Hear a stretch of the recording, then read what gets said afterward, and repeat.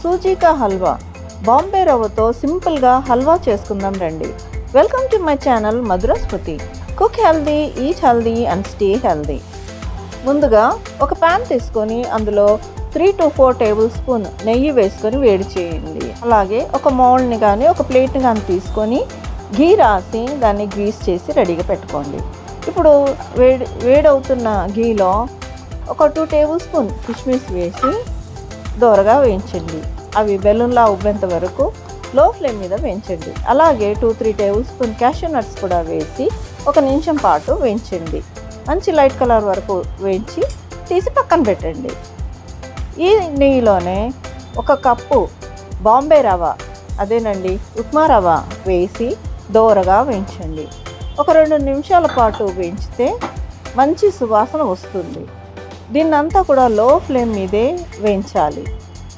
రవ్వ అంతా కూడా విడివిడిగా అయ్యేంత వరకు, మంచి సువాసన వచ్చేంత వరకు వేయించండి. ఇప్పుడు ఇందులో ఒక 2 టేబుల్ స్పూన్ కొబ్బరి పొడిని కూడా వేసి 1 నిమిషం పాటు వేయించండి. ఇది టోటల్లీ ఆప్షనల్ అండి. మీకు అందుబాటులో ఉంటే వేయండి, లేకపోయినా కూడా హల్వా చాలా బాగుంటుంది.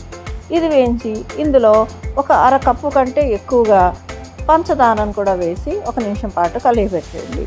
పంచదార మీ తీపికి తగ్గట్టుగా ఎక్కువ తక్కువగా వేసుకోండి. ఇక్కడ నేను 3/4 కప్పు వేసుకుంటున్నాను.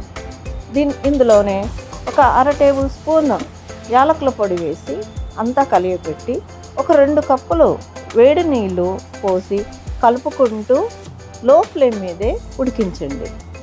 హల్వా తొందరగా ఉడికిపోతుందండి. 1 or 2 మినిట్స్లో హల్వా రెడీ అవుతుంది. ఇందులోనే నేతిలో వేయించి పక్కన పెట్టుకున్న ఆ డ్రై నట్స్ని కూడా వేసేసి మరోసారి మంచిగా కలపండి. దీన్ని ఇప్పుడు గ్రీస్ చేసి పెట్టుకున్న పళ్ళెంలోకి మార్చుకొని చక్కగా ఒత్తుకుంటూ అదుముకుంటూ దాన్నంతా కూడా ఈవెన్గా స్ప్రెడ్ చేసుకోండి.